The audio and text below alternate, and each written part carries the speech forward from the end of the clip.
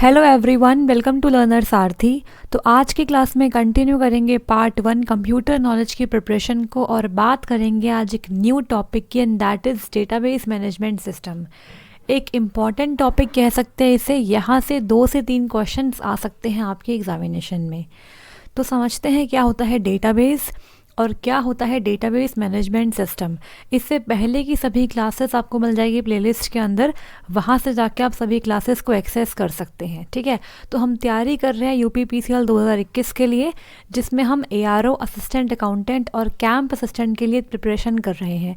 Admit card जल्द ही आ सकते हैं, अभी कोई अपडेट नहीं आई ऑफिशियली, इसलिए तैयारी करते रहें और अच्छे से अपने सभी कंसेप्ट प्लस क्वेश्चंस की प्रैक्टिस भी करते रहें। स्टार्ट करेंगे आज की क्लास के टॉपिक को। देखो, सबसे पहले हम बात करेंगे डेटाबेस के बारे में।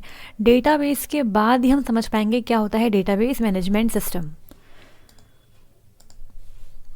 देखो यहाँ पर क्या है, database is a collection of related data and data is a collection of fact and figures that can be processed to produce information. तो डेटाबेस का मतलब क्या है, जब बहुत सारे डेटा का हम कलेक्शन बना देते हैं, बट कौन सा डेटा जो आपस में रिलेटेड हो। ठीक है, तो जो रिलेटेड डेटा होता है उसका जो कलेक्शन होता है वो कहलाता है डेटाबेस। और डेटा का मतलब यहाँ पर क्या है, डेटा बेसिकली वो कलेक्शन ऑफ रॉ फैक्ट्स और फिगर्स है जिसको हम फर्दर प्रोसेस करते हैं और इंफॉर्मेशन को प्रोड्यूस करते हैं। तो पहले हमने स्टार्ट किया डेटा के साथ। डेटा क्या होता है, रॉ फैक्ट्स एंड फिगर होते हैं। यहाँ पे रॉ लिख सकते हैं, मतलब रॉ फैक्ट्स एंड फिगर्स जिनका कोई भी यूसेज नहीं होता, उनको प्रोसेस करने के बाद ही हम इंफॉर्मेशन में प्रोड्यूस करके उसे यूज़ कर सकते हैं। और इन्हीं रिलेटेड डेटा के कलेक्शन को हम बोलते हैं डेटाबेस। ठीक है, अब डेटाबेस अगर बन गया हमारे पास तो उसको मैनेज करने के लिए एक सिस्टम होता है and that is called as database management system. तो यहाँ समझो, mostly data represents recordable facts. तो डेटा का मतलब क्या होता है, वो फैक्ट्स जिन्हें हम रिकॉर्ड कर सकते हैं ताकि बाद में हम इससे इंफॉर्मेशन निकाल सकें। तो उस डेटा का इस्तेमाल करके हम प्रोड्यूस करते हैं इंफॉर्मेशन जो कि होती है based on facts. For example, if we have data about marks obtained by all the students, we can then conclude about toppers and average marks. Suppose मान लो हमारे पास डेटा है, बहुत सारे स्टूडेंट्स के मार्क्स का एक डेटा है। ठीक है, अब अगर हम चाहते हैं उस डेटा को यूज़ करके कोई यूज़फुल इंफॉर्मेशन निकालना, तो हम निकाल सकते हैं। उस डेटा का इस्तेमाल करके हम निकाल सकते हैं कि सभी बच्चों में से कौन सा ऐसा बच्चा है जिसके मैक्सिमम मार्क्स आए हैं, कौन टॉपर है और किस बच्चे ने फेल किया है क्लास के अंदर। और इसके साथ साथ हम एवरेज मार्क्स भी निकाल सकते हैं पूरी क्लास का। तो ये सब क्या है, हमारी इंफॉर्मेशन है जो हमने डेटा को यूज़ करके निकाली है। अब बात करेंगे डेटाबेस मैनेजमेंट सिस्टम की। तो डेटाबेस मैनेजमेंट सिस्टम क्या है, जो हमारा डेटाबेस है उसको ये स्टोर करके रखता है इस तरीके से ताकि जब भी हमें ज़रूरत हो उस डेटा की तो वहाँ से हम इंफॉर्मेशन ईजिली रिट्रीव कर पाए, डेटाबेस में डेटा को मैनिपुलेट कर पाए और इंफॉर्मेशन को प्रोड्यूस कर पाए। बेसिकली डेटाबेस को मैनेज करने के लिए इस्तेमाल करते हैं डेटाबेस मैनेजमेंट सिस्टम का। तो पहले हमने पढ़ा डेटा, उसके बाद डेटा के रिलेटेड कलेक्शन को हमने बोलते हैं डेटाबेस। अब डेटाबेस को भी मैनेज करने के लिए एक सिस्टम है and that is called as database management system. तो यहाँ पर देखो एक और डेफिनेशन है, database management system that is DBMS is a collection of programs for managing data and simultaneously it support different types of users to create, manage, retrieve, update and store the information। तो देखो यहाँ पे data को store करने के साथ साथ DBMS का मेन काम ये होता है कि वो बहुत सारे यूज़र्स को सपोर्ट करे कि वो डेटाबेस को ईजिली यूज़ कर सके। ठीक है, जो डेटा है उसे मैनेज कर सके, अगर चाहे तो न्यू डेटा क्रिएट कर सके और जो डेटा पहले से अवेलेबल है उसको रिट्रीव कर सके अकॉर्डिंगली, और इसके साथ अगर कोई इन्फॉर्मेशन अपडेट करनी है तो उसे अपडेट भी कर सके। तो ये सब फैसिलिटीज़ प्रोवाइड करता है DBMS। अब बढ़ते हैं आगे और बात करेंगे एग्जाम्पल्स ऑफ DBMS से। और यहाँ से क्वेश्चन प्रीवियस पेपर में पूछा गया है, आपको 3 से 4 एग्जाम्पल्स दे देंगे और पूछेंगे इनमें से कौन सा DBMS का एग्जाम्पल नहीं है। ठीक है, तो देखो DBMS is widely used by approximately all the companies. आप जानते हैं बड़ी बड़ी कंपनीज जो होती है उनके पास लार्ज अमाउंट ऑफ डेटा होता है, ठीक है, तो वो उसका एक डेटाबेस क्रिएट कर लेते हैं और उसे मैनेज करने के लिए वो DBMS का यूज़ करते हैं। तो DBMS basically collection of program, मतलब एक सॉफ्टवेयर है जिसकी हेल्प से हम अपने डेटा को मैनेज कर सकते हैं। तो यहाँ पे कुछ बहुत ही पॉपुलर DBMS के एग्जांपल्स हैं। First is MySQL database. ये बहुत ही इंपॉर्टेंट है, जब भी हम कॉलेजेस वगैरह में पढ़ते हैं डेटाबेस को तो इसी पर प्रैक्टिकल्स होते हैं स्टूडेंट्स के, ठीक है। अब देखो यहाँ पर it was founded in the year 1995। तो 1995 में MySQL बनाया गया था और इसके बाद MySQL को किसने एक्वायर किया था? सन माइक्रो सिस्टम ने इसे एक्वायर कर लिया था। और उसके बाद 2008 में जब सन माइक्रो सिस्टम ने इसे एक्वायर किया, फिर कुछ टाइम बाद सन माइक्रो सिस्टम भी एक कंपनी है, इसको भी एक्वायर कर लिया गया ओरेकल कंपनी के द्वारा 2 साल बाद, ठीक है। तो आज जो सबसे ज़्यादा DBMS पॉपुलर है वो है MySQL डेटाबेस, जो बहुत सी कंपनीज यूज़ करती हैं बिकॉज इसकी हाई लेवल की एफिशिएंसी है, रिलायबिलिटी भी है और ज़्यादा कॉस्टली भी नहीं होता है। नेक्स्ट बात करेंगे MS एक्सेस की। तो ये माइक्रोसॉफ्ट ऑफिस के सूट में ही आता है MS एक्सेस, ये भी एक DBMS ही होता है। इसको डेवलप्ड किया ऑब्वियसली माइक्रोसॉफ्ट ने, and this computer based application is use to form as well as create the databases on the desktop of the computers, ठीक है। तो ये कंप्यूटर बेस्ड एप्लीकेशन है जिसका इस्तेमाल करके हम डेस्कटॉप कंप्यूटर्स पे डेटाबेस क्रिएट कर सकते हैं, ठीक है। अब देखो it can be used for personal work and for the small scale businesses that required a database. It is easy as it uses the graphical user interface. Obviously माई access को use करना आसान है बिकॉज यहाँ पे हम GUI का use करते हैं, लेकिन अगर बात करें MySQL की तो यहाँ पे ये कमांड बेस्ड है। यहाँ पे आपको डेटाबेस क्रिएट करने के लिए भी कमांड लिखनी पड़ेगी, तो ये CUI बेस्ड होता है। और अगर बात करें MS एक्सेस की तो ये आपका होता है ग्राफिकल यूज़र इंटरफेस बेस्ड। यहाँ पे आइकन्स का इस्तेमाल करके आप डायरेक्टली डेटाबेस क्रिएट कर सकते हैं, यहाँ पे कोडिंग की ज़रूरत नहीं होती है। Next is Oracle database. देखो यहाँ पर it is the 4th relational database management system which is developed by Oracle corporation. तो ये ओरेकल कंपनी है जिसने बनाया है ओरेकल डेटाबेस, और ये है रिलेशनल डेटाबेस मैनेजमेंट सिस्टम। अब रिलेशनल का मतलब यहाँ पे क्या, इसको डिस्कस करेंगे अभी आगे, ठीक है। तो यहाँ पे आपको सभी DBMS के नाम याद करने हैं, यहीं से क्वेश्चन एग्जामिनेशन में पूछा जाएगा। अब देखो Oracle database is useful for storing large amount of data. तो अगर कंपनी का बहुत लार्ज अमाउंट ऑफ डेटा है तो उस केस में हम ओरेकल डेटाबेस यूज़ कर सकते हैं, ठीक है। अब देखो more over it is very flexible and very beneficial for shared SQL and locking. Next is DB2। तो DB2 को किसने फाउंड किया था? IBM कॉरपोरेशन ने इसको फाइंड आउट किया था, and is lucrative to store data for big industries. तो यहाँ पर भी आप लार्ज अमाउंट ऑफ डेटा को स्टोर कर सकते हो, और ये भी कैसा है, रिलेशनल डेटाबेस मैनेजमेंट सिस्टम ही है, ठीक है। इसके अलावा इसमें ऑब्जेक्ट ओरिएंटेड फीचर्स का भी इस्तेमाल करा गया है, बट इसकी मेन प्रॉब्लम क्या है कि ये बहुत ज़्यादा एक्सपेंसिव होता है। यहाँ पे लिखा हुआ है कि it is very expensive, that is a big problem. Next is Microsoft SQL server. तो as the name indicates it is an RDBMS from Microsoft company. तो माइक्रोसॉफ्ट SQL सर्वर क्या है, एक माइक्रोसॉफ्ट कंपनी के द्वारा बनाया हुआ एक DBMS है, जो एक RDBMS है, basically relational database management system है, जिसका इस्तेमाल हम करते हैं ताकि हम कंप्यूटर में डेटाबेस क्रिएट कर सके फॉर MS विंडोज़, ठीक है।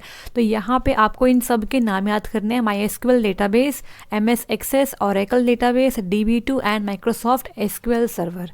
यहाँ से क्वेश्चन आपसे एग्जामिनेशन में पूछा गया है पहले भी और आगे भी पूछा जा सकता है। अब बढ़ते हैं आगे, बात करेंगे नेक्स्ट टॉपिक की, और यहाँ पे डिस्कस करेंगे एनॉमलीज इन DBMS को। देखो यहाँ पर कौन कौन सी एनॉमलीज DBMS में हो सकती है, इसको डिस्कस करेंगे, और मतलब क्या होता है एनॉमलीज से, इसको भी हम पढ़ने वाले हैं। और यहाँ से प्रीवियस पेपर में क्वेश्चन भी पूछा जा चुका है। अब देखो anomalies in DBMS are caused when there is too much redundancy in the database information. तो जो डेटा हमारे डेटाबेस के अंदर प्रेजेंट है, अगर वो सेम डेटा मल्टीपल प्लेस पे प्रेजेंट है टेबल के अंदर, तो उस केस में उस कंडीशन को हम बोलते हैं रिडंडेंसी, मतलब same data is present at multiple places. ठीक है, अब देखो anomalies can often B caused when the table that make up the database suffer from poor construction. अब यहाँ देखो एनॉमलीज तब भी हो सकती हैं जब जो हमारे टेबल्स हैं जहाँ पर डेटा स्टोर्ड है वो पुअर कंस्ट्रक्शन से सफ़र हो रखी हो।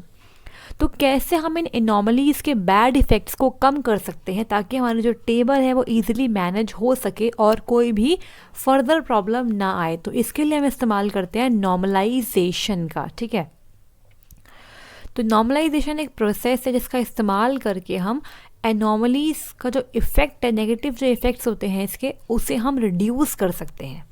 अब देखो यहाँ पर एग्जाम्पल है, इसको डिस्कस करेंगे और इस एग्जाम्पल की हेल्प से ही हम बाकी सभी टाइप ऑफ एनॉमलीज को पढ़ने वाले हैं। देखो, suppose a manufacturing company stores the employee details in a tabled name employee that has 4 attribute.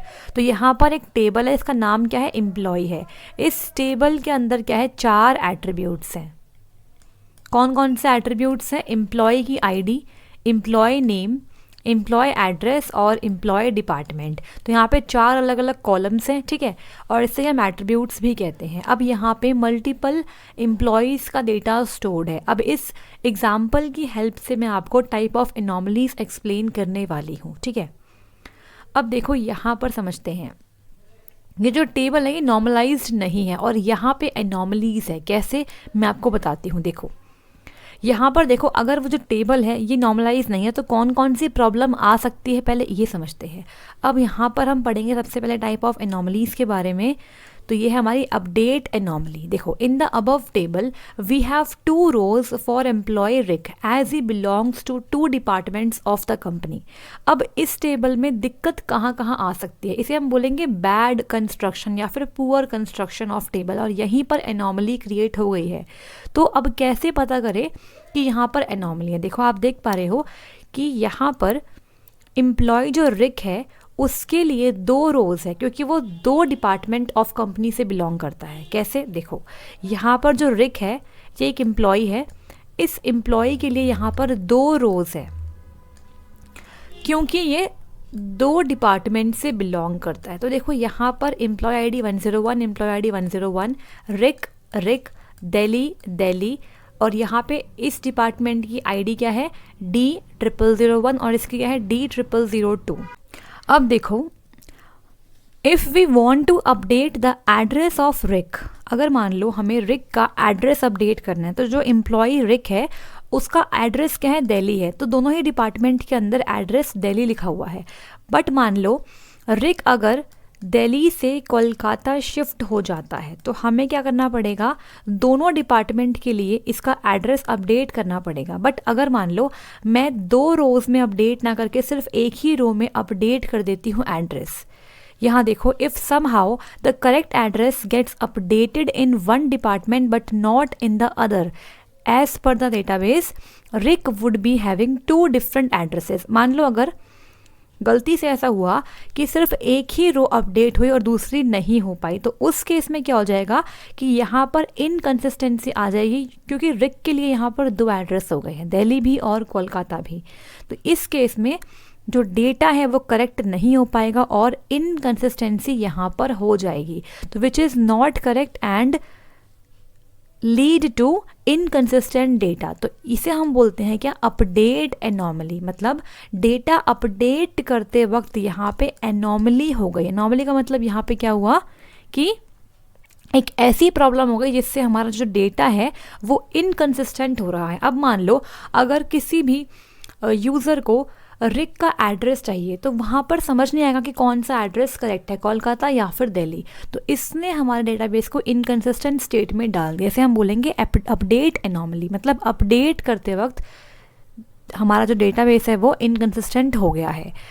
अब देखो, बढ़ते हैं आगे और बात करेंगे इंसर्ट एनॉमली के बारे में, मतलब इंसर्शन करते टाइम पर जो एनॉमली हो जाएगी।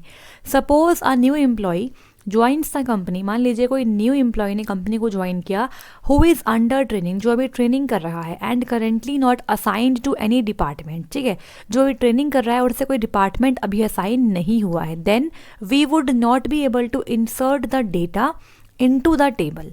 अब देखो, अगर मुझे उस एम्प्लॉय का address, E name, E ID ये सब पता है, लेकिन डिपार्टमेंट की आईडी नहीं पता, तो मैं जब तक उसके डेटा को टेबल में इंसर्ट नहीं कर पाऊंगी। तो यहाँ पर क्या, इंसर्शन के टाइम पर भी एनॉमली हो रही है, ठीक है। तो अगर मुझे जो ई डिपार्टमेंट फील्ड है ये नल अलाउ कर देगी तो मैं डेटा डाल सकती हूँ, लेकिन नल अलाउ नहीं करेगी तो डेटा नहीं डाल सकती। यहाँ पे इसका मतलब क्या है कि मान लीजिए कोई एम्प्लॉई है जिसका नाम है मैक्स, ठीक है, मैक्स उसका नाम है, और उसकी एम्प्लॉय आईडी है 174 और वो बिलोंग करता है हैदराबाद से, मान लीजिए ऐसा, ठीक है।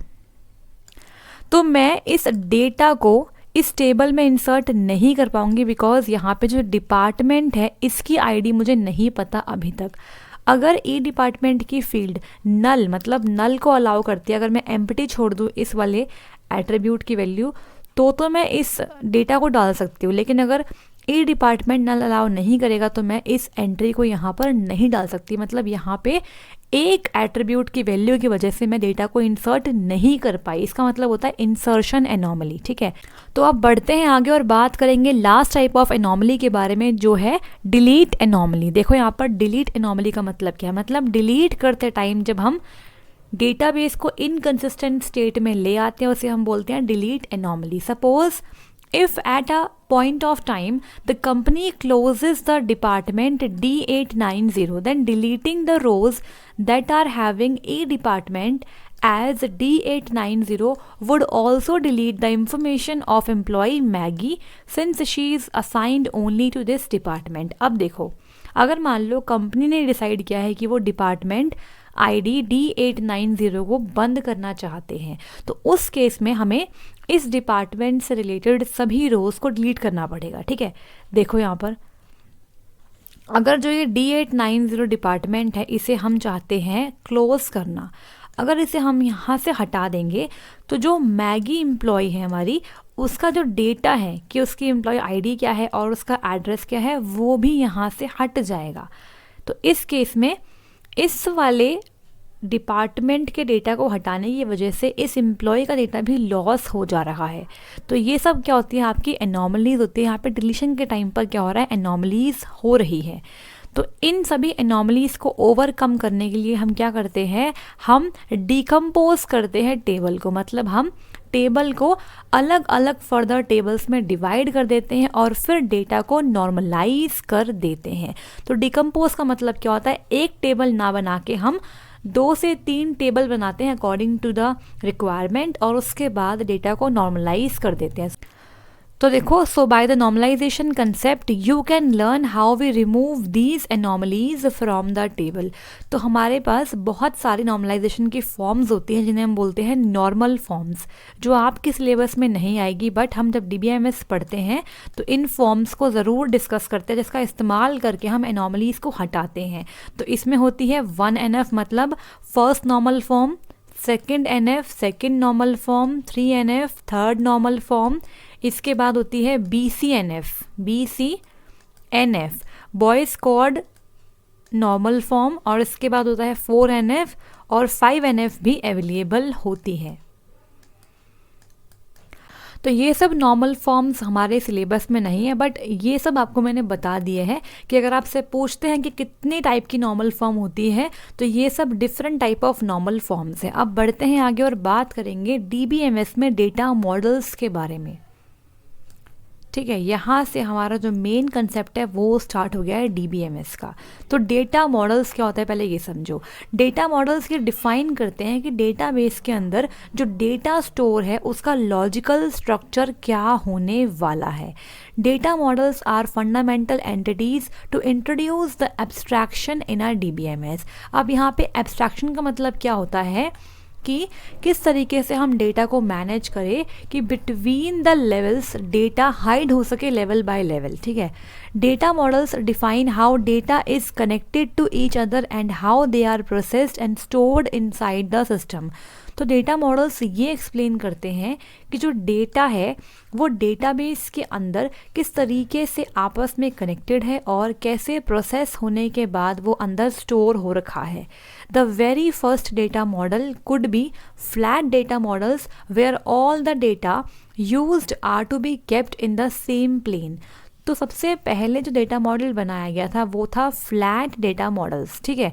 इसके बाद earlier data models were not so scientific, hence they were prone to introduce lots of duplication and update anomalies। but ये जो पहले टाइप के आपके डेटा मॉडल थे ये काफ़ी क्या थे, एरर प्रोन थे, यहाँ पर गलतियाँ बहुत होती थी और यहाँ पर डेटा के डुप्लीकेशन और साथ में अपडेट एनॉमलीज काफ़ी होती थी। तो इसको हमने रिमूव करने के लिए और different type of data models को बनाना शुरू कर दिया, जिसमें से एक पॉपुलर मॉडल है कौन सा, एंटिटी रिलेशनशिप मॉडल। यहाँ से क्वेश्चन आने के बहुत चांसेस रहते हैं हर बार। देखो इसे हम शॉर्ट फॉर्म में बोलते हैं ER मॉडल। क्या बोलते हैं, ER model, entity relationship model, और ER मॉडल भी इसे कहते हैं। तो देखो यहाँ पर क्या है, तो देखो यहाँ पर एंटिटी रिलेशनशिप या फिर ER model is based on the notion of real world entities and relationships among them. तो एंटिटी रिलेशनशिप मॉडल के अंदर हम क्या करते हैं, रियल वर्ल्ड में जो एंटिटीज प्रेजेंट है, जैसे कि मान लो कोई स्टूडेंट है, टीचर है, कार है, जो एंटिटीज जिन्हें हम देख सकते हैं उन सब का यहाँ पर यूज़ करा जाता है और आपस में एंटिटीज कैसे रिलेटेड है, क्या क्या उनके एट्रीब्यूट्स मतलब फीचर्स है, उनको बताया जाता है ER मॉडल की हेल्प से। तो while formulating the real world scenario into the database model, the ER model creates entity set, इसके अलावा relationship set, journal attributes and constraints, ठीक है। तो अगर हमें रियल वर्ल्ड सिनेरियो में यूज़ होने वाली एंटिटीज़ को डेटाबेस में दिखाना है तो इसके लिए हम क्या क्या क्रिएट करते हैं, इसके अंदर एंटिटी का सेट क्रिएट करते हैं, रिलेशनशिप सेट क्रिएट करते हैं, जर्नल एट्रीब्यूट्स बताते हैं और कंस्ट्रेंट्स भी बताते हैं। तो अगर बात करें ER मॉडल की तो इसका इस्तेमाल करके हम कंसेप्चुअल डिज़ाइन को अच्छे से एक्सप्लेन कर पाएंगे डेटाबेस के लिए, ठीक है। अब देखो यहाँ पर समझो, ये बहुत इंपॉर्टेंट है आपके लिए। ER model is based on entities and their attributes, ठीक है। अब देखो यहाँ पर एंटिटी 1 है और यहाँ पे एंटिटी 2 है। अब इन दोनों में क्या है, आपस में कोई रिलेशन है जिसको हमने इससे रिप्रेजेंट किया है और इस एंटिटी की अपने अलग अलग एट्रीब्यूट्स हैं और इस एंटिटी के अपने अलग अलग एट्रीब्यूट्स हैं। देखो relationship among entities, these concepts are explained below. मैंने यहाँ पे एक्सप्लेन कर रखा है। The ER model defines the conceptual view of the database. अब देखो यहाँ पर समझो एंटिटी का मतलब क्या है, इसकी डेफिनेशन क्या है, यहाँ पे एक्सप्लेन करा हुआ है। An entity in a ER model is a real world entity having properties called attributes. तो यहाँ पे एंटिटी मतलब क्या होता है, कोई भी ऐसा आइटम जो रियल वर्ल्ड में प्रेजेंट है उसे हमने यहाँ पे ले लिया है और उसे हम यहाँ पर एंटिटी बोल रहे हैं, और जो भी उस रियल वर्ल्ड एंटिटी की प्रॉपर्टीज़ है उसे हम यहाँ पे प्रॉपर्टीज़ ना बोल के एट्रीब्यूट्स कह रहे हैं। जैसे देखो every attribute is defined by it's sets of values called domain. अब जितनी भी एट्रीब्यूट्स होंगे ना उनकी जो वैल्यू होगी वो एक डिफाइंड सेट में लाई करेगी, उसे हम बोलेंगे डोमेन। फॉर एग्जाम्पल देखो in a school database a student is considered as an entity. अगर हम मान लो स्कूल डेटाबेस के डेटा स्टोर कर रहे हैं तो वहाँ पर जो एक स्टूडेंट है वो एक क्या है, एंटिटी हो सकता है, बिकॉज वो रियल वर्ल्ड में एग्जिस्ट करता है। तो इस स्टूडेंट की क्या क्या प्रॉपर्टी हो सकती है, यहाँ पे जो स्टूडेंट है उसको हमने मान लिया एक एंटिटी डेटाबेस के लिए। अब बात करते हैं स्टूडेंट की क्या क्या प्रॉपर्टीज़ या एट्रीब्यूट्स हो सकते हैं। तो स्टूडेंट का नाम हो सकता है, रोल नंबर हो सकता है, एज हो सकती है, क्लास एक्सेट्रा। तो ये सब क्या है, वो प्रॉपर्टीज़ हैं जो इस स्टूडेंट की अपनी प्रॉपर्टीज़ है, ठीक है। अब यहाँ पे डोमेन का मतलब क्या है, देखो अब जो स्टूडेंट का नाम होगा वो क्या होगा, अल्फ़ाबेट्स के अंदर होगा। जो एज होगी वो क्या होगी, न्यूमेरिक में होगी। जो क्लास होगी वो क्या होगी, न्यूमेरिक में होगी। तो इस तरीके से यहाँ पे डोमेन है, ठीक है। तो हर एक एट्रीब्यूट वैल्यू, एक सेट ऑफ वैल्यू जो है वो एक डोमेन में लाई करती है। नेक्स्ट यहाँ बात करेंगे रिलेशनशिप के बारे में। The logical association among entities is called as relationship. ठीक है, तो लॉजिकली एंटिटीज कैसे आपस में रिलेटेड है, ऐसे हम बोलते हैं क्या, रिलेशनशिप। अब देखो, relationship are mapped with entities in various ways. अब यहाँ पे ना डीबीएमएस के अंदर हम रिलेशनशिप्स के लिए भी अलग अलग मैपिंग पढ़ते हैं, जिन्हें हम बोलते हैं मैपिंग कार्डिनलिटीज। यहाँ पर हम ये बताते हैं कि दो एंटिटीज के बीच में कितनी एसोसिएशंस है। ठीक है, तो मैपिंग कार्डिनलिटीज 4 टाइप की होती है, 1 to 1, 1 to many, many to 1 and many to many। तो यहाँ पे मैं आपको एग्जाम्पल से बताती हूँ 1 to 1 का मतलब क्या है। देखो 1 to 1 का हम ऐसे कर सकते हैं, मान लो यहाँ पर है मैन और यहाँ पे है वुमेन और इनके बीच में रिश्ता है मैरिज का, तो हम बोल सकते हैं कि 1 man is married to 1 women. तो यहाँ पर 1 to 1 का रिश्ता है। अब मान लो यहाँ पर जो एंटिटी 1 है वो है क्या, टीचर, और यहाँ पे जो एंटिटी 2 है वो है क्या है, स्टूडेंट है। तो यहाँ बोल सकते हैं 1 to many, that 1 teacher teaches many students. तो यहाँ पर जो इनके बीच में रिश्ता है वो क्या है, टीचर का रिश्ता है, टीचिंग का रिश्ता है। ठीक है, इसके बाद नेक्स्ट है मैनी टू 1। अब मान लो यहाँ पे स्टूडेंट्स है और यहाँ पे टीचर है, तो बोल सकते हैं कि many students studied from a teacher. ठीक है, इसके बाद है मैनी टू मैनी। तो यहाँ पर है मैनी टू मैनी, इसमें हम ये लगा सकते हैं, यहाँ मान लो हमारे पास क्या है, एम्प्लॉयज़ हैं और यहाँ हमारे पास क्या है, प्रोजेक्ट है।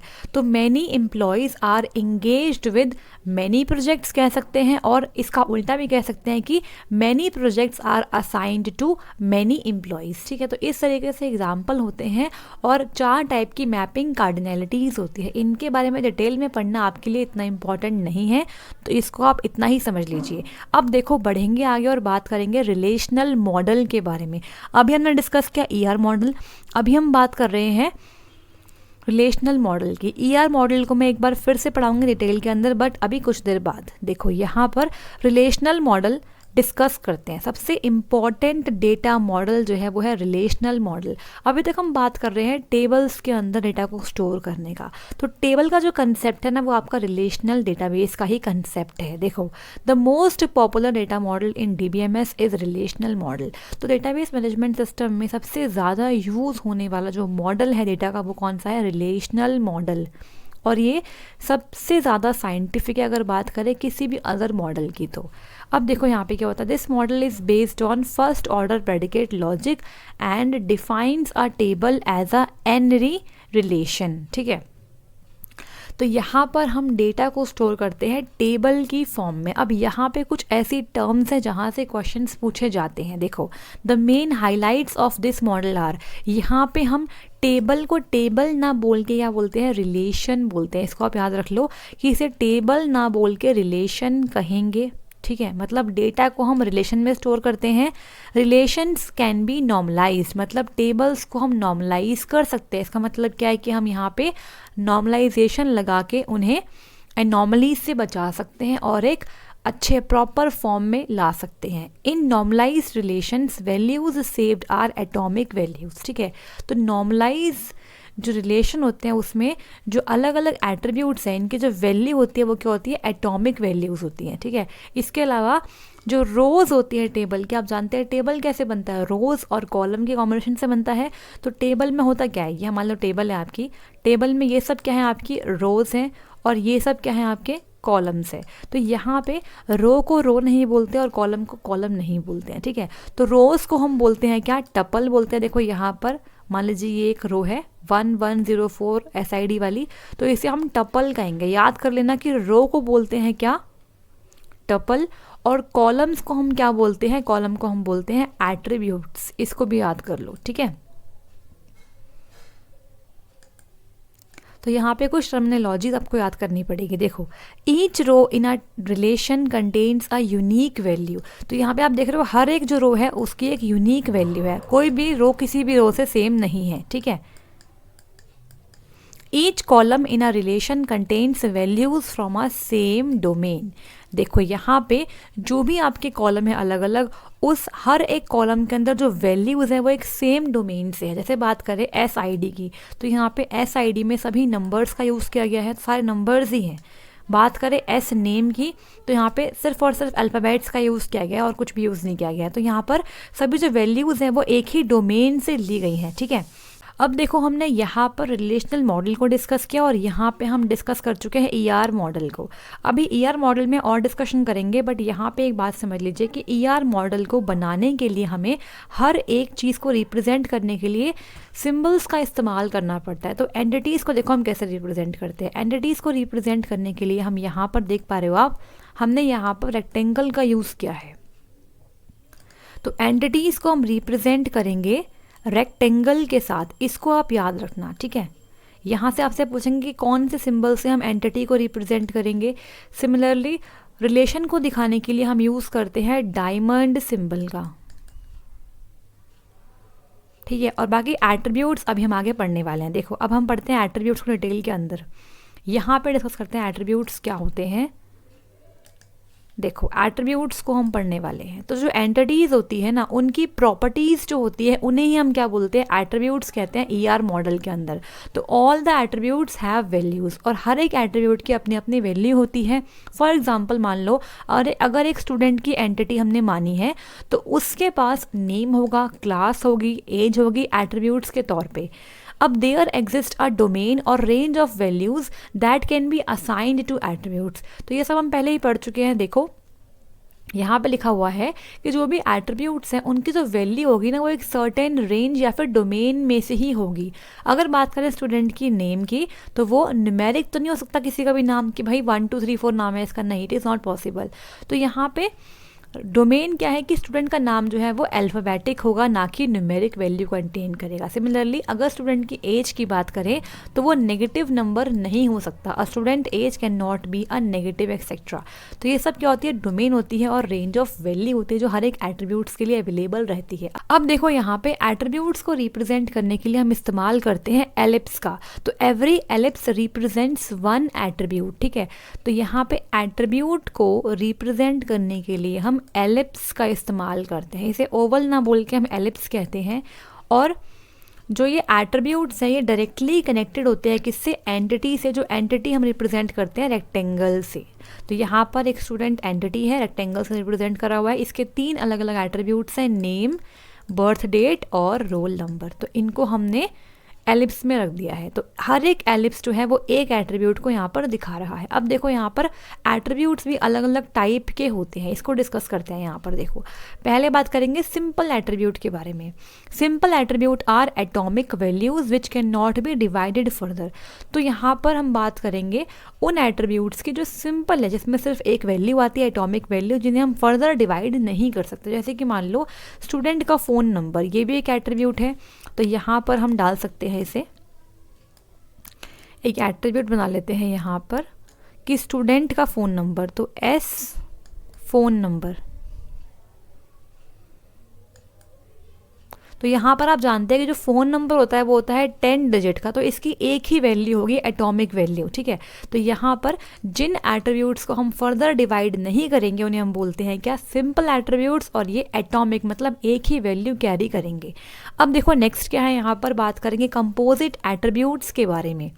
तो कंपोजिट एट्रीब्यूट क्या होते हैं ये भी डिस्कस कर लेते हैं। देखो composite attributes are made up of more than one simple attributes. जो एक से ज़्यादा सिंपल एट्रीब्यूट से मिलकर बनते हैं उन्हें हम बोलते हैं कंपोजिट एट्रीब्यूट। जैसे कि यहाँ पे अगर बात करें स्टूडेंट की नेम की, तो नेम को हम फर्दर डिवाइड कर सकते हैं किसमें, फर्स्ट नेम, मिडल नेम और लास्ट नेम में भी डिवाइड कर सकते हैं। If the attributes are composite they are further divided in a tree like structure. देखो यहाँ पर नेम जो है वो आपका एक है क्या, कंपोजिट एट्रीब्यूट है। ये कैसे कंपोजिट एट्रीब्यूट, बिकॉज यहाँ पे हमने इसको फर्दर डिवाइड कर दिया है और यहाँ पे इसके 2 अलग अलग सिंपल एट्रीब्यूट है। कौन कौन से, फर्स्ट नेम और लास्ट नेम, ये दोनों सिंपल एट्रीब्यूट्स है, ठीक है। अब यहाँ पे लिखा हुआ है कि अगर कोई भी एट्रीब्यूट कंपोजिट है तो वहाँ पे आपको ट्री की तरह स्ट्रक्चर दिखाई देगा, जो यहाँ पर दिख रहा है, ठीक है। ये एक ट्री लाइक स्ट्रक्चर है। Every node is then connected to its attribute, ठीक है। तो यहाँ पे जो नोड्स है वो अपने एट्रीब्यूट से क्या है, कनेक्टेड है। That is composite attributes are represented by ellipses that are connected with an ellipse. तो यहाँ क्या लिखा हुआ है, कंपोजिट एट्रीब्यूट कैसे रिप्रेजेंट करेंगे कि यहाँ पे बहुत सारे क्या है एलिप्सिस हैं जो अपने मेन एट्रीब्यूट से क्या है एक एलिप्स से कनेक्ट है। तो ये जो है रिप्रेजेंटेशन वो होती है कंपोजिट की। अब यहाँ पे जो एलिप्सिस हैं वो कितने भी हो सकते हैं, ठीक है। अब देखो बढ़ते हैं आगे, बात करेंगे नेक्स्ट टाइप ऑफ एट्रीब्यूट के बारे में जो है मल्टी वैल्यूड एट्रीब्यूट्स। तो मल्टी वैल्यू एट्रीब्यूट्स क्या होते हैं, देखो यहाँ से क्वेश्चन सिंबल से पूछा जा सकता है। तो देखो कुछ ऐसे एट्रीब्यूट्स भी होते हैं जिनकी एक से ज़्यादा वैल्यू हो सकती है, उन्हें हम बोलेंगे क्या, उन्हें हम बोलेंगे मल्टी वैल्यूड एट्रीब्यूट्स, ठीक है, which can have more than one value and they are depicted as double ellipse. तो नॉर्मली हम एट्रीब्यूट को रिप्रेजेंट करते हैं एलिप्स से, लेकिन जब हम डबल एलिप्स बनाते हैं इस तरीके से तो उसे हम क्या बोलते हैं, उसे हम बोलते हैं मल्टी वैल्यू एट्रीब्यूट होगा इसके अंदर, ठीक है। क्या होगा, मल्टी वैल्यूड एट्रीब्यूट होगा।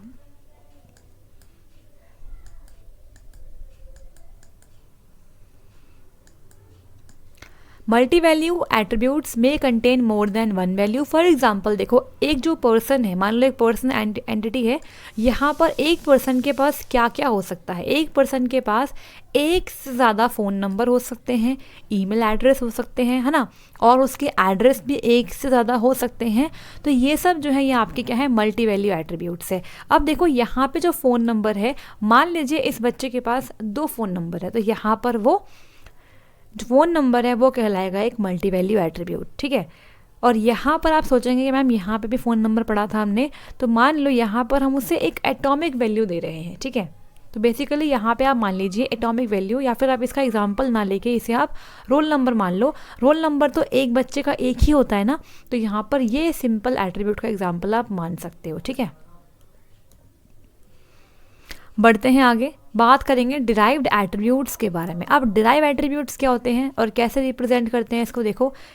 यहाँ पे हमने फ़ोन नंबर डिस्कस तो कर लिया था, अब बात करेंगे डिराइव एट्रीब्यूट के बारे में। देखो derived attributes are the attributes that do not exist in the physical database but their values are derived from the other attributes present in the database. बिल्कुल ठीक बात है, जो डिराइव्ड एट्रीब्यूट्स होते हैं वो टेबल में हमने बनाए नहीं होते हैं, फिजिकली वो एग्जिस्ट नहीं करते हैं, लेकिन जब भी हमें ज़रूरत होती है तो हम जो एट्रीब्यूट प्रेजेंट है टेबल के अंदर उनका यूज़ करके उस वाले एट्रीब्यूट को डिराइव कर लेते हैं। फॉर एग्जांपल अगर बात करें एवरेज सैलरी की, अगर हमें निकालना है एक डिपार्टमेंट की एवरेज सैलरी क्या है, तो उसे हम निकाल सकते हैं। और कैसे निकालेंगे, जो बाकी एट्रीब्यूट्स हैं उनका इस्तेमाल करके हम निकाल सकते हैं। अगर बात करें यहाँ पर एज की, तो एज क्या है, एक डिराइव्ड एट्रीब्यूट है जो हमने किससे निकाला है, बर्थ डेट एट्रीब्यूट से निकाला है। अगर आपको किसी भी स्टूडेंट की डेट ऑफ बर्थ पता है तो हम उसकी एज कैलकुलेट कर सकते हैं। तो मतलब जो एज है वो एक डिराइव्ड एट्रीब्यूट्स है, और डिराइव्ड एट्रीब्यूट को रिप्रेजेंट करने के लिए हम यूज़ करते हैं डैश्ड एलिप्स का, इस तरीके से। तो यहाँ पर जो एज है वो हमारी क्या है, एक डिराइव एट्रीब्यूट है, ठीक है। इस तरीके से आपको यहाँ पर दिख रहा होगा डिराइव एट्रीब्यूट हमने बनाया हुआ है। तो ये है मल्टी वैल्यू एट्रीब्यूट, ये है डिराइव एट्रीब्यूट, और ये है कंपोजिट एट्रीब्यूट। इसे आप बोल सकते हो सिंपल एट्रीब्यूट, ठीक है। तो यहाँ तक हमने सभी एट्रीब्यूट्स को डिस्कस कर लिया। अब बढ़ते हैं आगे और बात करेंगे अब एंटिटी सेट और कीज़ के बारे में। तो यहाँ पर बात करेंगे एंटिटी सेट क्या होता है और कीज़ क्या होता है। तो सिमिलर टाइप ऑफ एंटिटीज़ के एक सेट को हम बोलते हैं क्या, एंटिटी सेट। तो देखो की का मतलब यहाँ पर क्या है, की एक ऐसा एट्रीब्यूट है या फिर ये कलेक्शन ऑफ एट्रीब्यूट भी हो सकता है जिसका इस्तेमाल करके हम यूनिकली आइडेंटिफाई कर सकते हैं किसी भी एंटिटी को, किसमें से, बहुत सारे एंटिटीज़ के अंदर से, ठीक है।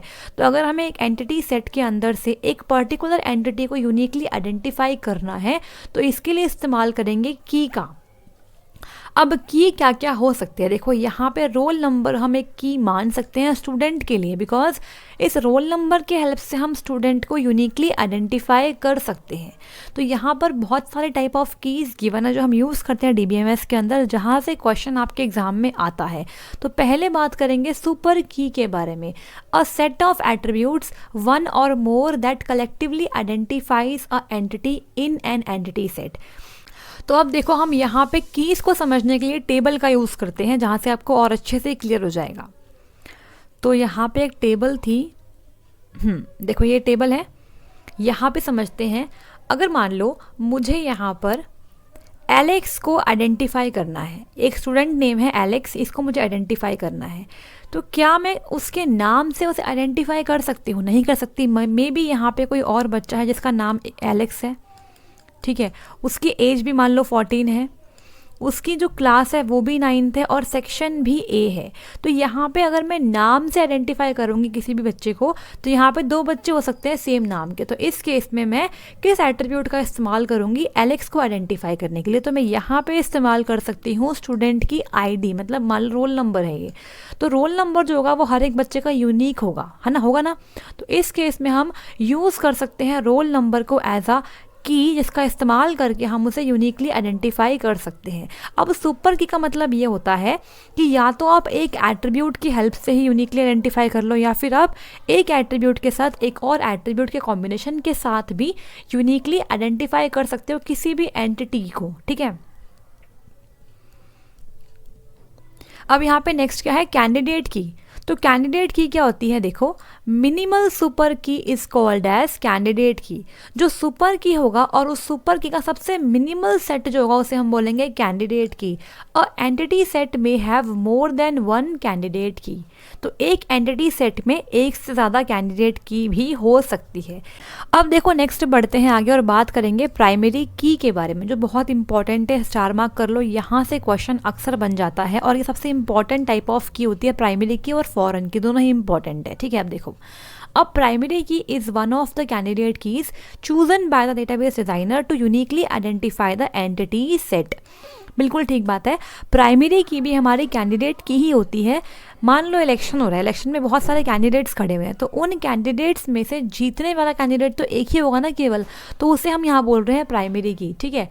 तो प्राइमरी की भी एक कैंडिडेट की है, लेकिन ये वो की है जिसको डेटाबेस डिज़ाइनर ने चूज़ किया है ताकि वो सभी एंटिटीज़ में से यूनिकली एक एंटिटी को आइडेंटिफाई कर सके। नेक्स्ट यहाँ पे बात करेंगे अब एक चीज़ और, जो प्राइमरी की होती है उसकी 2 प्रॉपर्टी होती है। एक तो होती है यूनिक, प्राइमरी की हमेशा यूनिक होगी, और नॉट नल, ठीक है। नॉट नल मतलब नल नहीं हो सकती प्राइमरी की कभी भी। कैंडिडेट की नल हो सकती है, यूनिक तो ये भी होती है लेकिन नल हो सकती है, लेकिन प्राइमरी की नल नहीं होगी और यूनिक भी होगी। ये इसकी प्रॉपर्टी होती है दोनों, ठीक है। नल का मतलब ये होता है कि जिस भी आप एट्रीब्यूट को यूज़ कर रहे हो प्राइमरी की के तौर पे, उसे आप खाली नहीं छोड़ सकते हो। अगर बात करें रोल नंबर की, तो हर बच्चे का रोल नंबर तो होता ही है ना। क्या ऐसा बच्चा होता है उसका रोल नंबर नहीं है क्लास के अंदर? ये पॉसिबल नहीं है। मतलब जो आप यूज़ कर रहे हो प्राइमरी की के तौर पर, उसे आप खाली नहीं छोड़ सकते हो, ठीक है। नेक्स्ट यहाँ पर होती है फॉरेन की। फॉरेन की क्या होता है, देखो, A foreign key is a key used to link between the two tables together. This is sometimes also called as a referencing key. बिल्कुल ठीक बात है। फॉरेन की का मेन काम क्या होता है कि 2 टेबल्स के बीच में लिंक बनाती है ये, ठीक है। और इसे कई बार हम बोलते हैं रेफरेंसिंग की। तो फॉरेन की ना एक ऐसा कॉलम होता है या फिर एक कॉम्बिनेशन ऑफ कॉलम्स बोल सकते हो, जो एक टेबल में तो क्या होता है, सिंपल एक एट्रीब्यूट है, और दूसरे टेबल के अंदर वो प्राइमरी की का काम कर रहा होता है। समझ में आया आपको? मान लो यहाँ पे 2 टेबल है हमारे पास, यहाँ पे 2 टेबल है। एक टेबल 1 है, टेबल 1 है वो एम्प्लॉय नाम से है, ठीक है। टेबल 1 में हम एम्प्लॉय के डेटा को स्टोर कर रहे हैं। एक और टेबल नंबर 2 है, उस टेबल का नाम है डिपार्टमेंट। ये डिपार्टमेंट के डेटा को हैंडल कर, डिपार्टमेंट की आईडी क्या है, ठीक है, डिपार्टमेंट का नाम क्या है, इसकी डिटेल्स यहाँ पे है। और टेबल 2 डिपार्टमेंट के लिए जो एम्प्लॉय आईडी ये वाला जो कॉलम होगा ना, ये सिंपल एक कॉलम है, और यहाँ पे इस डिपार्टमेंट टेबल का जो प्राइमरी की है वो है डिपार्टमेंट आईडी, ठीक है। डिपार्टमेंट आईडी इसका प्राइमरी की है। तो यहाँ पे जो ये वाला कॉलम है, ये कॉलम यहाँ तो प्राइमरी की है और यहाँ पे एक नॉर्मल कॉलम है, तो इसे हम बोलेंगे क्या, यहाँ पर एक कहलाया जाएगा फॉरेन की, ठीक है। तो फॉरेन की क्या होता है, एक ऐसा कॉलम या फिर कॉम्बिनेशन ऑफ कॉलम भी हो सकता है, whose value match a primary key in a different table. तो इस वाले कॉलम की जो वैल्यूज़ होगी वो इस वाले टेबल के प्राइमरी की वैल्यूज से मैच करनी चाहिए, ठीक है। अब देखो, the relationship between the 2 tables matches the primary key in one of the tables with the foreign key in the second table. तो देखो यहाँ पे आप समझ गए होंगे कि जो ये एम्प्लॉय आईडी है ना, ये एक ऐसा कॉलम है जो टेबल 2 के अंदर तो क्या है फॉरेन की कहलाएगा, और ये जो है ये बिल्कुल सेम वैल्यूज़ कैरी करेगा जो एम्प्लॉय आईडी वाला जो कॉलम है, जो प्राइमरी की है एम्प्लॉय टेबल के अंदर। तो यहाँ पर ये जो आपका कॉलम हुआ एम्प्लॉय आईडी, ये इन दोनों टेबल के बीच में एक रिलेशन को बना रहा है, लिंक कर पा रहा है इन दोनों टेबल्स को। तो इसे हम बोलते हैं क्या, फॉरेन की। अब बढ़ते हैं आगे और बात करेंगे रिलेशनशिप के बारे में और रिलेशनशिप सेट के बारे में। देखो रिलेशनशिप क्या होता है इसको डिस्कस कर लेते हैं। The association among entities is called as a relationship. तो एंटिटीज के बीच में जो एसोसिएशन होता है उसे हम बोलते हैं क्या, रिलेशनशिप। जैसे कि मान लो फॉर एग्जांपल एक एम्प्लॉय जो है वो काम करता है एक डिपार्टमेंट के अंदर, ठीक है। तो एम्प्लॉय एक एंटिटी है, डिपार्टमेंट एक एंटिटी है, इनके बीच में क्या रिलेशन है कि यहाँ पर वर्क्स एट है। एक स्टूडेंट है जो इनरोल है कोर्स के अंदर, तो यहाँ पे स्टूडेंट एक एंटिटी है, कोर्स एक एंटिटी है, इनके बीच में क्या है रिश्ता कि ये एनरोलमेंट का रिश्ता है। तो यहाँ पर वर्क्स एट और इनरोल क्या है, रिलेशनशिप है। देखो यहाँ पर ऐसे बना सकते हैं, मान लो ये एम्प्लॉय है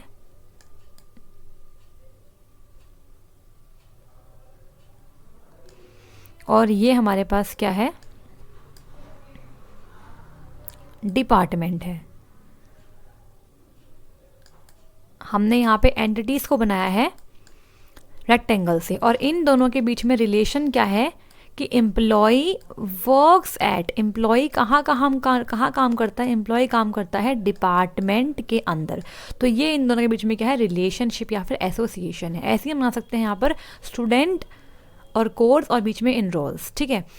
अब देखो आपने यहाँ पे देखा होगा कि जो हमने रिलेशन बनाया यहाँ पे वर्क्स एट, इसको रिप्रेजेंट करने के लिए हमने डायमंड शेप्ड बॉक्स का यहाँ पर यूज़ किया है, ठीक है।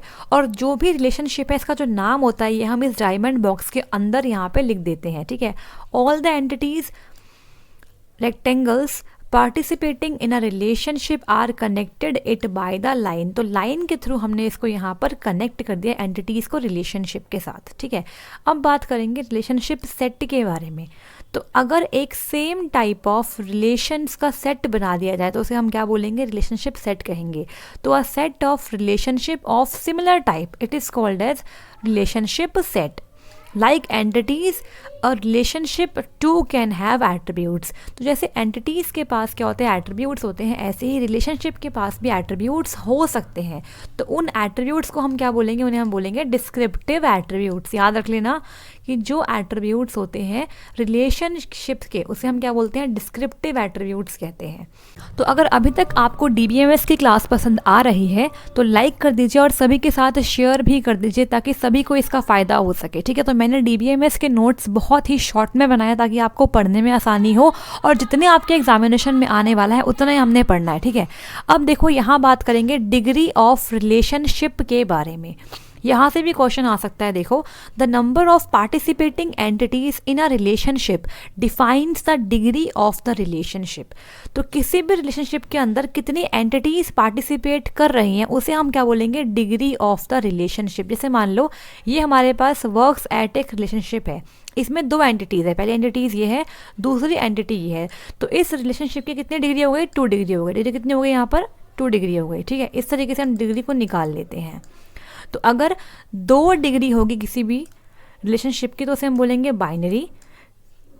अगर डिग्री 3 है उसे हम बोलेंगे टर्नरी। ऐसे ही एनरी डिग्री भी हो सकती है, ठीक है। अब देखो तो इसे हम बोलेंगे एन डिग्री, डिग्री एन बोलेंगे, ठीक है। अब देखो यहाँ पर a relationship where 2 entities are participating is called binary relationship. तो जिस भी रिलेशनशिप के अंदर 2 एंटिटीज़ पार्टिसिपेट करेंगे उन्हें हम बोलेंगे बाइनरी रिलेशनशिप। जैसे कि यहाँ पर क्या है, 2 एंटिटीज़ पार्टिसिपेट करते तो ये है हमारा बाइनरी रिलेशनशिप। अब बात करेंगे कार्डिनलिटी का मतलब क्या होता है। कार्डिनलिटी एक टर्म है, देखो it is the number of instance of a entity from a relation that can be associated with the relation, ठीक है। मतलब किसी भी एंटिटी से कितने नंबर ऑफ इंस्टेंस पार्टिसिपेट कर रहे हैं उस रिलेशन के अंदर, ये कहलाती है कार्डिनलिटी, ठीक है। एक चीज़ और है, देखो यहाँ पे बताती हूँ नेक्स्ट पेज पे। पहले यहाँ पढ़ लेते हैं पार्टिसिपेशन कंस्ट्रेंट्स। देखो पार्टिसिपेशन कंस्ट्रेंट्स क्या होते हैं। तो जो एंटिटीज़ है वो दो तरीके से पार्टिसिपेट कर सकती है, एक होती है टोटल पार्टिसिपेशन, एक होती है पार्शियल पार्टिसिपेशन। तो यहाँ पर है total participation. Each entity is involved in the relationship, मतलब जैसे मान लो एक टेबल है, इस टेबल के अंदर जितनी भी एंटिटीज़ है, रोज जितनी भी रोज है, वो सभी रोज जो हैं वो इस रिलेशन में अगर मौजूद हैं तो हम उसे बोलेंगे टोटल रिलेशनशिप, जिसे रिप्रेजेंट करने के लिए हम डबल लाइंस को लगाते हैं।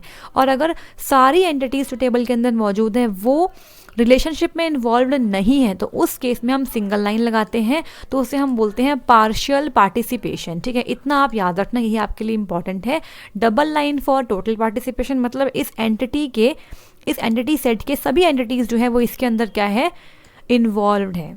अब देखो यहाँ पर एक पॉइंट मुझे और मेंशन करना, ये भी आपसे पूछ सकते हैं कि किसी भी टेबल की डिग्री क्या है और किसी भी टेबल की कार्डिनैलिटी क्या है। यहाँ पे मैं टेबल की बात कर रही हूँ। ठीक है, देखो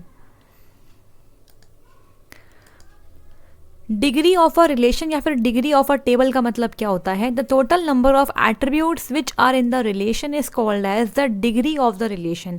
किसी भी टेबल या फिर रिलेशन के अंदर कितने एट्रीब्यूट्स हैं वो कहलाती है क्या, उस टेबल की डिग्री। और यहाँ बोला गया है total number of rose present in the table is called cardinality. एक टेबल के अंदर कितने नंबर ऑफ रोज प्रेजेंट है उसे हम क्या बोलेंगे कि वो उस टेबल की कार्डिनैलिटी है। यहाँ पे एक बात याद रखना कि हम बात कर रहे हैं डिग्री ऑफ टेबल की, ना कि डिग्री ऑफ रिलेशनशिप की। ठीक है, तो यहाँ पर एक टेबल या फिर रिलेशन के अंदर कितने एट्रीब्यूट्स हैं ये बताएगा कौन, डिग्री, और कितने नंबर ऑफ रोज है ये बताएगा कार्डिनैलिटी से। ठीक है, अब बढ़ते हैं आगे और यहाँ पे बस 2-3 स्लाइड्स बची है, फिर DBMS कंप्लीट हो जाएगा। तो यहाँ पर कुछ इंपॉर्टेंट कंसेप्ट है जिसे मैंने एक बार फिर से यहाँ पे आपके लिए लिख दिया है। देखो टेबल्स क्या होते हैं तो आप जानते हो, रिलेशनल डेटा मॉडल के अंदर रिलेशन को हम सेव करते हैं टेबल की फॉर्मेट के अंदर, जहाँ पर हम एंटिटीज़ को स्टोर करते हैं और उनके बीच में जो रिलेशन है उसे भी स्टोर करते हैं। ठीक है, तो टेबल में रोज़ और कॉलम होते हैं, तो यहाँ पर भी हम रोज़ और कॉलम में ही डेटा को स्टोर करते हैं। तो टपल क्या होता है, एक सिंगल रो को हम बोलते हैं टपल, जहाँ पे हम सिंगल रिकॉर्ड को स्टोर कर सकते हैं। देखो नेक्स्ट यहाँ पर है रिलेशन इंस्टेंस, मतलब टेबल का इंस्टेंस क्या होता है, एक पर्टिकुलर पॉइंट ऑफ टाइम में कितनी फाइनाइट सेट ऑफ टपल्स मौजूद है टेबल के अंदर, उसे हम बोलेंगे रिलेशन इंस्टेंस। यहाँ पर याद रखना किसी भी रिलेशन का जो इंस्टेंस होता है वहाँ पर डुप्लीकेट टपल्स अलाउड नहीं होती है। तो एक पर्टिकुलर पॉइंट ऑफ टाइम में रिलेशन के अंदर कितनी टपल्स, कितनी रोज हैं, उसे हम बोलेंगे रिलेशन का इंस्टेंस।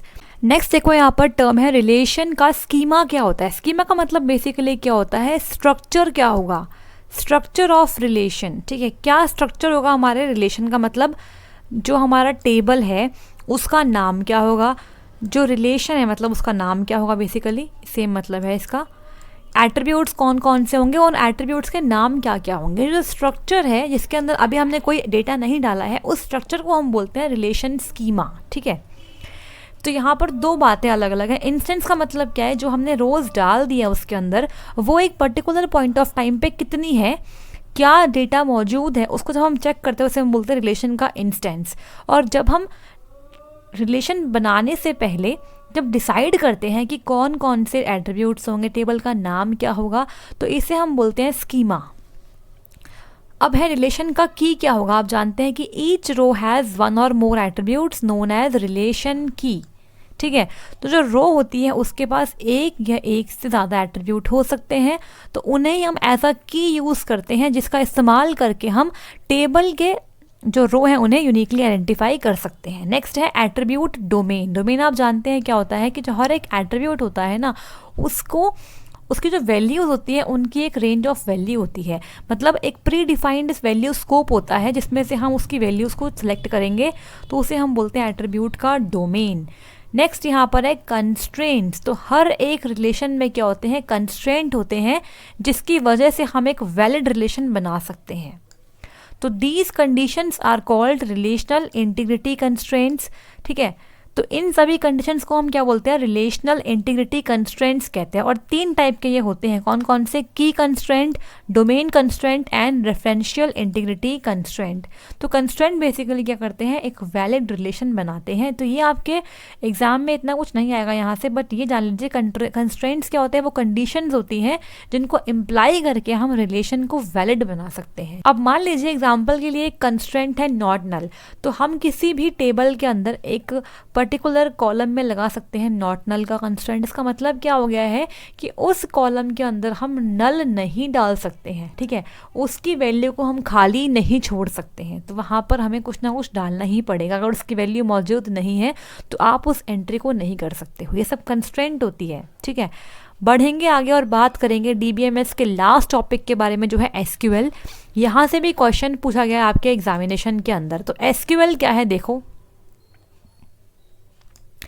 एसक्यूएल एक प्रोग्रामिंग लैंग्वेज है जो हमने बनाई है किसके लिए, रिलेशनल डेटाबेसेस के लिए। It stands for structured query language. तो यहाँ से क्वेश्चन आया था कि एसक्यूएल की फुल फॉर्म क्या है, स्ट्रक्चर्ड क्वेरी लैंग्वेज। इस लैंग्वेज का इस्तेमाल करके ही हम डीबीएमएस के अंदर से जो भी डेटा है उसे रिट्रीव करने के लिए क्वेरीज लिखते हैं। It is designed over relational algebra and tuple relational calculus. SQL comes as a package with all major distributions of RDBMS। इसको आप छोड़ दीजिए। देखो अब यहाँ पर क्या है, SQL comprises both data definition and data manipulation languages, ठीक है। तो एसक्यूएल में हम बहुत सारी कमांड्स पढ़ते हैं और यहाँ पर 2 इम्पॉर्टेंट लैंग्वेजेस होती है, डेटा डेफिनेशन लैंग्वेज और डेटा मैनिपुलेशन लैंग्वेज। अब देखो यहाँ पर SQL comprises both data definition and data manipulation language। तो SQL में both data definition और data manipulation languages होती है। तो data definition language का इस्तेमाल करके हम क्या करते हैं, जो database है, जो स्कीमा है उसका, उसे हम डिज़ाइन करते हैं और मॉडिफाई कर सकते हैं। अगर बात करें DDL कमांड्स के बारे में, तो यहाँ पर है create command, alter command, drop command और ट्रंकेट कमांड। कमांड्स याद कर लेना बहुत इंपॉर्टेंट है, ठीक है, स्टार मार्क कर देती हूँ यहाँ पे। इसके बाद है वेयर एज डेटा मैनिपुलेशन, जो प्रॉपर्टी होती है एसक्यूएल का, उसका इस्तेमाल करके हम जो डेटा स्टोर्ड है उसको रिट्रीव कर सकते हैं, ठीक है। तो यहाँ पर उसे रिट्रीव कर सकते हैं और मॉडिफाई कर सकते हैं। मतलब यहाँ पे आप स्ट्रक्चर में चेंज नहीं कर सकते, डेटा में चेंजेस कर सकते हैं। तो यहाँ पर हम सेलेक्ट कर सकते हैं, इंसर्ट कर सकते हैं, मॉडिफाई और डिलीट कर सकते हैं। अब एक बात याद रखो, जो सेलेक्ट है ना, इसको हमने 2 कैटेगरी में डाल रखा है। एक तो है यहाँ पर DML कमांड्स के अंदर डाल रखा है, मतलब जो डेटा मैनिपुलेशन लैंग्वेज है उसके अंदर ये आता है, और ये डेटा क्वेरी लैंग्वेज के अंदर भी आता है, ठीक है। इसके अलावा हमारे पास क्या है, DCL, डेटा कंट्रोल लैंग्वेज।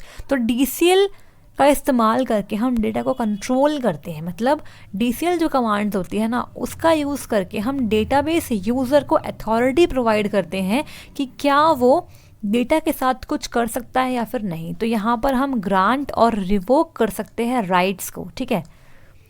इसके अलावा नेक्स्ट हमारे पास क्या है, ट्रांजैक्शन कंट्रोल लैंग्वेज, ठीक है, TCL बोलते हैं इसको, ट्रांजैक्शन कंट्रोल लैंग्वेज। तो TCL commands can only use with DML commands. TCL command का यूज़ हम DML commands insert, delete, update के साथ ही कर सकते हैं। These operations are automatically committed in the database. That's why they cannot be used while creating tables or dropping them. तो याद रखना कि ये क्या होते हैं, ऑटोमेटिकली कमिट हो जाते हैं डेटाबेस के अंदर, मतलब अपने आप ही ये कमिट होते हैं। तो इसको हम DDL के साथ यूज़ नहीं कर सकते, सिर्फ DML के साथ ही यूज़ कर सकते हैं। तो सेलेक्ट जो कमांड है ना, उसे हम यहाँ पे डेटा क्वेरी लैंग्वेज के तौर पे भी यूज़ करते हैं। सेलेक्ट कमांड का इस्तेमाल करते हैं हम DBMS में से या फिर डेटाबेस में से डेटा को फेच करने के लिए, ठीक है। तो यहाँ पे हमने डेटा क्वेरी लैंग्वेज के अंदर सेलेक्ट कमांड को डाल रखा है। अब बढ़ते हैं आगे और बात करेंगे यहाँ पे टाइप ऑफ SQL कमांड, और इसको हम एक बार टेबल के रूप में देख लेते हैं। देखो यहाँ पर ये आखिरी टॉपिक है, इसके बाद आपका डेटाबेस पूरा कंप्लीट हो जाएगा, जितना आपके लिए इंपॉर्टेंट है समझना। तो SQL कमांड्स बेसिकली क्या है, आपके इंस्ट्रक्शन से तो होते हैं जो हम डेटाबेस को देते हैं ताकि हम वहाँ से डेटा को रिट्रीव कर सके।